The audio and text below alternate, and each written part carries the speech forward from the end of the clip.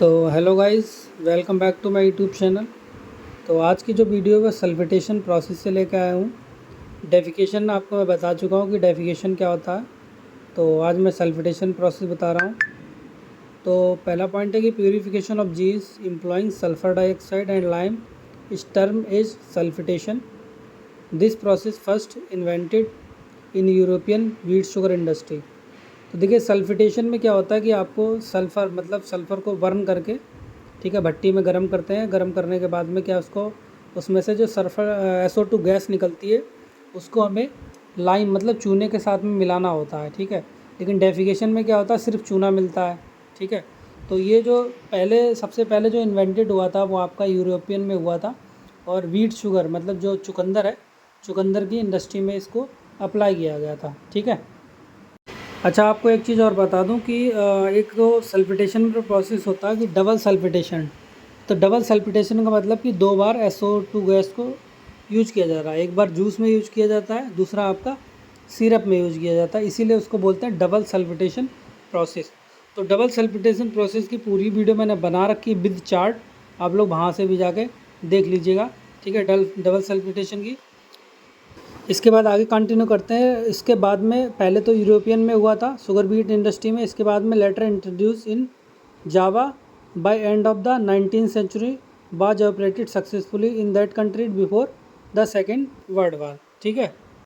इसके बाद में क्या है कि जावा कंट्री है 19th सेंचुरी में, वहाँ पे सक्सेसफुली जो ये ऑपरेशन जब हुआ था सेकेंड वर्ल्ड वार से पहले, तो इस जो ऑपरेशन को यहाँ पर अप्लाई कर दिया गया, ठीक है। अब अगला पॉइंट है cane juice sulphitation was introduced after carbonation had been established for production of white plantation of white sugar.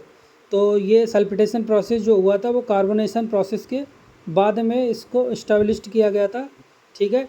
क्योंकि सबसे पहले कार्बोनेशन होता है, कार्बोनेशन में आपकी CO2 गैस जो है वो अप्लाई की जाती थी in place of SO2 gas, ठीक है। तो इसी जो शुगर का वाइट प्लांटेशन होता है मतलब वाइट शुगर जो बनती है वो यहाँ पर सल्फिटेशन प्रोसेस हमारा यूज होता है, ठीक है।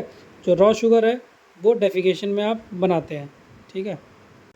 तो अगला पॉइंट है कि sulphitation is now widely practised in a khandsari industry in our country for production of crystal sugar by open pan boiling. तो आपने देखा होगा कि जो आपकी जो पीली पीली जो चीनी बनती है, ठीक है, पीली पीली जो रहती है वो आपकी खंडसारी होती है, ठीक है। और जो आपने देखा होगा जो बड़ी बड़ी कढ़ाइयाँ होती हैं, पैन जो होते हैं वो ओपन होते हैं, मतलब उसमें बॉइलिंग की जाती है, ठीक है। तो वो वहाँ पर सल्फिटेशन का ज़्यादा यूज हो रहा है आजकल हमारी इंडस्ट्री में, कंट्री में, ठीक है। तो देखिए, कुछ इस प्रकार रहती है आपकी खंडसारी शुगर। ये जैसे कि आपने देखा रॉ शुगर जो रहती है बिल्कुल एकदम हल्की सी पीली रहती है, ठीक है। इसमें क्या है, मदर लिक्विड थोड़ा सा रहता है, ठीक है। तो ये रहती है आपकी खंडसारी। ये अभी मैं हिस्ट्री आपको बता रहा हूँ, पुराने टाइम में क्या होता था। लेकिन अब तो आपके शुगर इंडस्ट्री में भी सल्फिटेशन प्रोसेस यूज होता है। तो नेक्स्ट पॉइंट है the lime requirement of sulphitation is nearly 1/10 that of carbonation but 1.5 to 1.8 times that for defecation. तो अगर मैं चूने की बात करता हूँ तो चूना है कार्बोनेशन की तुलना में अगर सल्फिटेशन में देखा जाए तो 1/10वां भाग यूज होता है। लेकिन अगर डेफिकेशन में देखा जाए तो 1.5 से 1.8 टाइम्स आपका लाइम जो है वो रिक्वायरमेंट रहती है, ठीक है। तो यहाँ पर आपको मैं दिखाता हूँ कि लाइम का जो कंजम्पशन रहता है वो कौन से प्रोसेस में कितना कितना रहता है। तो अगर डेफिकेशन में बात करते हैं तो 0.1 to 0.15% केन ये डेफिकेशन में लाइम कंजप्शन रहता है। और अगर सल्फिटेशन में देखें 0.15 से लेकर 0.2 तक आपका जो रहता है सल्फिटेशन में। और कार्बोनेशन में आपका 1.5 से 2% रहता है। इसीलिए क्या है, कार्बोनेशन जो प्रोसेस है वो लगभग कहीं हमने नहीं देखा, यूज होना बंद हो चुका है, ठीक है। तो ज़्यादा से ज़्यादा क्या होता है, डेफिकेशन यूज करते हैं क्योंकि इसमें लाइम का कंजप्शन कम रहता है, या फिर हम सल्फिटेशन प्रोसेस का यूज करते हैं, ठीक है। तो लाइम का कंजप्शन आपको पता लग गया किस में कितना कितना होता है, ठीक है। सबसे ज़्यादा जो रहता है वो कार्बोनेशन में रहता है, इसीलिए कार्बोनेशन आपका लगभग बंद हो चुका है, ठीक है। तो अब बात करते हैं कि सल्फ़र डाइऑक्साइड जो है वो बनती कैसे है, ठीक है, मतलब उसके क्या क्या प्रॉपर्टीज़ रहती हैं। तो देखिए, consumption of sulphur in a current of air generated sulfur dioxide SO2 when sulfur is heated in the air first melt and about 363 degree centigrade burn with blue flame producing SO2 gas and traces of SO3। कहने का मतलब कि जो हमारी sulphur होती है उसको जब हम गर्म करते हैं, ठीक है, सल्फ़र बर्नर आप लोग देखिएगा, आपको वहाँ पर शुगर इंडस्ट्री में जहाँ पर सल्फ़र डाइऑक्साइड यूज़ होती है वहाँ पर सल्फ़र बर्नर लगे हुए होंगे।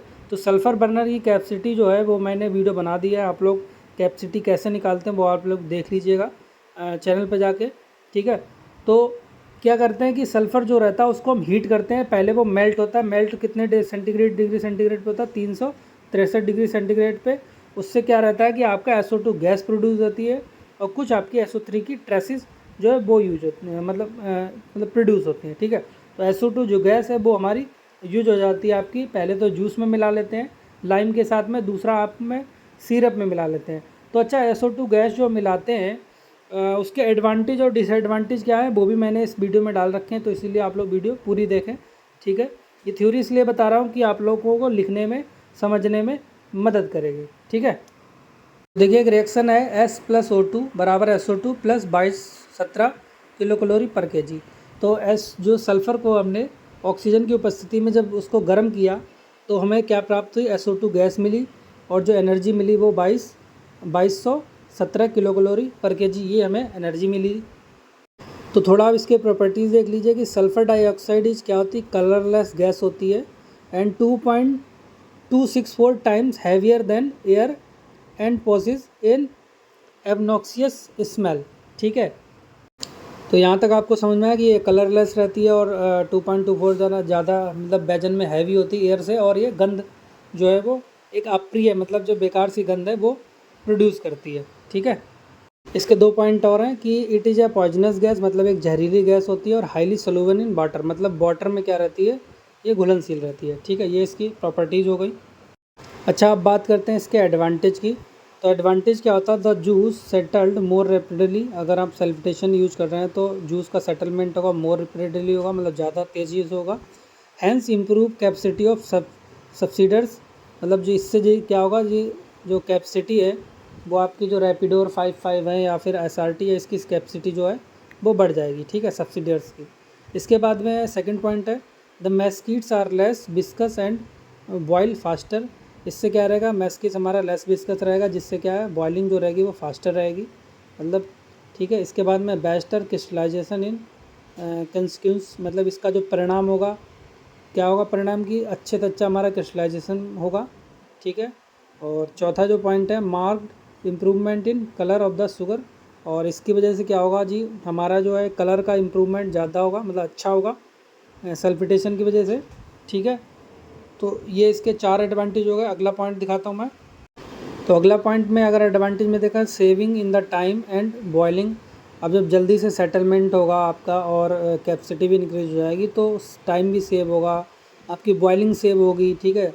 और slight gain in capacity of centrifugals, जिसकी वजह से क्या होगा? सेंट्रीफ्यूगल की भी कैपेसिटी इंक्रीज हो जाएगी, क्योंकि जब हमें टाइम से आपका मैस्कीट नहीं मिलेगा, ठीक है, तो सेंट्रीफ्यूगल जो मशीन है उसकी कैपेसिटी लोअर रहेगी, ठीक है। जितनी जल्दी टाइम से मिलेगा और अच्छे ग्रेन्स मिलेंगे तो उसकी कैपेसिटी बढ़ जाएगी, ठीक है, सेंट्रीफ्यूगल्स की। सातवां कह रहा है बेटर एलिमिनेशन ऑफ फास्फोरेट्स एंड वैक्सेज, और इसकी वजह से क्या होगा कि अच्छे से अच्छा ये एलिमिनेशन होता है, मतलब जो फास्फोरेट्स हैं और वैक्सेज जो बनते हैं उनका अच्छे से अच्छा क्या रहेगा? वो एलिमिनेशन होगा, ठीक है। ये इसके एडवांटेज होगा। अब मैं बात करता हूँ इसके डिसएडवांटेज की, क्या क्या डिसएडवांटेज रहते हैं। तो डिसएडवांटेज में क्या आएगा? Much heavier deposit in heaters, higher ash content of sugar और ग्रेटर एक्सपेंस। देखिए, तो पहला पॉइंट ये कह रहा है कि डिपोजिशन, मतलब जो अधिक जमाव रहेगा हीटर्स में। दूसरा क्या है? एश कंटेंट जो है वो ज़्यादा रहेगी शुगर की। तीसरा क्या है? इस सल्फिटेशन में क्या होता है? सल्फ़र जो है थोड़ी ज़्यादा महंगी रहती है, इसीलिए एक्सपेंस जो है ज़्यादा रहेगा, मतलब व्यय जो है वो ज़्यादा रहता है, ठीक है। ये इसके कुछ डिसएडवांटेज हैं, ठीक है। तो आई होप आपको सल्फिटेशन प्रोसेस अच्छे से समझ में आया होगा, ठीक है। वीडियो लाइक करें और कमेंट करें, और डबल सल्फिटेशन जो प्रोसेस है वो ज़रूर देख लें आप लोग। तो एक क्वेश्चन है, शुड सल्फिटेशन बी डन बिफोर और आफ्टर लाइमिंग? क्या हमें सल्फिटेशन है लाइमिंग से पहले करनी चाहिए या फिर लाइमिंग के बाद करनी चाहिए, ठीक है, ये क्वेश्चन है। तो पहला पॉइंट है कि लाइमिंग बिफोर सल्फिटेशन, अगर हम सल्फिटेशन से पहले चूना मिलाते हैं तो क्या क्या दिक्कत आती है। पहले तो सेटलिंग स्लोअर हो जाएगी, ठीक है, और मड का है जो वॉल्यूम है वो ज़्यादा रहेगा, और ज़्यादा वॉल्यूम रहेगा तो फिल्ट्रेशन प्रोसेस है उसके लिए कैपेसिटी आपको बढ़ानी पड़ेगी, ठीक है। दूसरा पॉइंट है कि सल्फिटेशन बिफोर लाइमिंग, ठीक है। तो देखा जाए जो इमेच्योर केन होता है, हमारा अपरिपक्व जो गन्ना रहता है, उसके मामले में जो रहता है वो जो सेकंड प्रोसेस है वो हमारा प्रीफर किया जाता है, ठीक है। क्योंकि अगर हमारा केन इमेच्योर भी आता है तो उसकी क्या पीएच और क्या टेम्परेचर रहता है वो आपको मैं दिखाता हूँ। तो पॉइंट अगला करा, a good coagulation of impurities required the best that before the addition of lime the sulphitation should be made. कहने मतलब अगर हमें अशुद्धियाँ जो आती हैं उसमें जो भी इम्प्योरिटीज़ हैं उनको अच्छा जमाव करना है, मतलब उसको इकट्ठा करना है, सेटलिंग करना है, तो क्या रहता है कि सबसे पहले हमें सल्फिटेशन करना चाहिए, ठीक है, लाइम से पहले। तो पहला पॉइंट ये करा, एट हाई एसिडिटी, अगर हमारे पास में पीएच जो है 3.8 to 4 है और जो टेम्परेचर लो रहे 30 से 40 डिग्री, ठीक है। दूसरा पॉइंट कह रहा है अगर हमारे पास में जो एसिडिटी है वो आपका 5.1 से लेकर 5.3 है और टेम्परेचर है 70 से 75 डिग्री, जूस की बात कर रहा हूँ। तो देखिए ये जो है जो हमारे पास में गन्ना आता है मेच्योर आता है, ठीक है। अनमेच्योर जो गन्ना आता है उसकी जो यहाँ पे पीएच दिखाई गई है, और जो टेम्परेचर है वो जूस को हमने गर्म किया हुआ है, ठीक है, 70 से 75 डिग्री वो गर्म किया है। तो अभी हमने क्या है, लाइमिंग नहीं मिलाया। लाइमिंग का मतलब होता है कि वो शुद्धियों को दूर करता है, ठीक है। तो अभी मैं बता रहा हूँ कि अभी हमने सिर्फ जूस को गर्म किया है, जूस की पीएच इतनी है, ठीक है। तो नेक्स्ट पॉइंट कह रहा कि we have noted result coming from the same country, it is found that result altered according to circumstances and it is best to try both methods. The results are superior to those obtained either with sulfitation first or with liming first. तो ये कह रहा है कि उन्होंने same country के मतलब India के मतलब रिजल्ट नोट किए और ये पाया गया कि दोनों जो मेथड हैं वो आपके परिस्थितियों के अकॉर्डिंग क्या है, वो ठीक है, ठीक है। जिस प्रकार की परिस्थिति हो उस प्रकार का आप मेथड यूज कर सकते हैं, और दोनों मेथड जो है वो अच्छे हैं, और दोनों मेथड जो है मतलब बेस्ट रिजल्ट दे रहे हैं, ठीक है। चाहे आप सल्फिटेशन फर्स्ट कर लें या फिर आप लाइमिंग फर्स्ट कर लें, ठीक है। ये आपका परिस्थितियों पे डिपेंड कर रहा है, ठीक है।